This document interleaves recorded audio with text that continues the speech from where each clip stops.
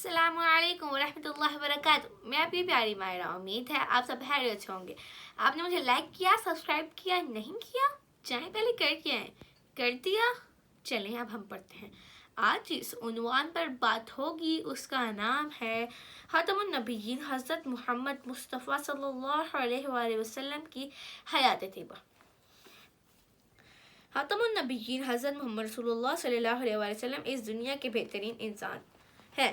اللہ تعالیٰ نے ہمیں ان کی زندگی کے ہر پہلو سے سیکھنے اور اس پر عمل کرنے کا حکم دیا ہے. ہم پر لازم ہے کہ ان کے اسوا کا مطالعہ کریں اور اس سے سبق سیکھیں.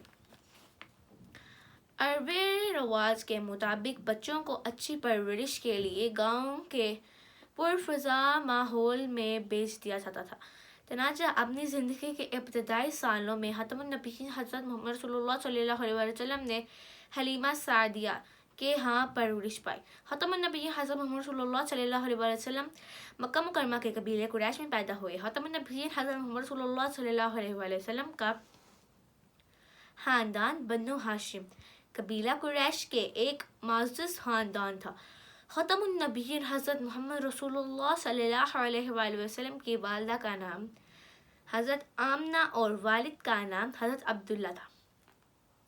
خاتم النبیین حضرت محمد رسول اللہ صلی اللہ علیہ وآلہ وسلم کا نام ان کے دادا ابو طالب نے رکھا. خاتم النبیین حضرت محمد صلی اللہ صلی اللہ علیہ وآلہ وسلم بچپن ہی سے اچھے اخلاق والے سچے اور نفیس انسان تھے.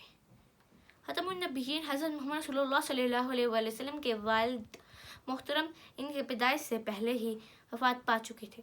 اب بھی خاتم النبیین حضرت محمد صلی اللہ صلی اللہ علیہ وآلہ وسلم 6 برس کے ہی تھے کہ والدہ ماجدہ بھی وفات پا گئی.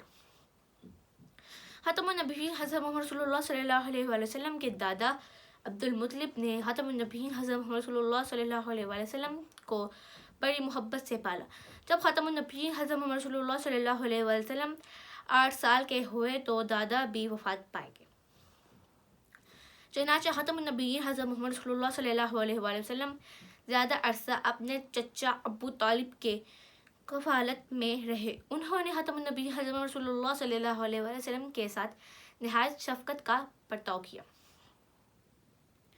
ایک مرتبہ ابو طالب تجارت کے لیے جاتے ہوئے خاتم النبیین حضرت محمد رسول اللہ صلی اللہ علیہ وسلم کو اپنے ساتھ شام لے گئے. خاتم النبیین حضرت محمد صلی اللہ صلی اللہ علیہ وسلم صرف 12 سال کے تھے. راستے میں ایک عالم نے نشانیاں پہچان کر خاتم النبیین حضرت محمد رسول اللہ صلی اللہ علیہ وسلم کے نبی ہونے کا امکان ابو طالب سے بیان کیا اور نصیحت کی کہ انہیں شام کے یہودیوں کے سامنے نہ لے جایا جائے, ورنہ وہ بھی یہ نشانیاں پہچان کر خاتم النبیین حضرت محمد رسول اللہ صلی اللہ علیہ وسلم کو نقصان پہنچا سکتے ہیں.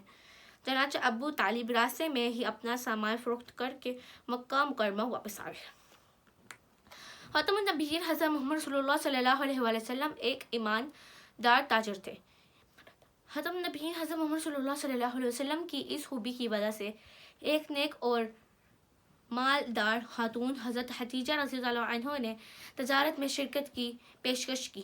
خاتون کے ایک غلام کے ساتھ خاتم النبیین حضرت محمد صلی اللہ صلی اللہ علیہ وسلم ان کا مال فروخت کرنے شام لے گئے. واپس آ کر غلام نے خاتم النبیین حضرت محمد رسول اللہ صلی اللہ علیہ وآلہ وسلم کی دیانتداری حضرت خدیجہ رضی اللہ عنہ سے بیان کی تو انہوں نے متاثر ہو کر خاتم النبیین حضرت محمد رسول اللہ صلی اللہ علیہ وآلہ وسلم کو نکاح کا پیغام بھجوا دیا.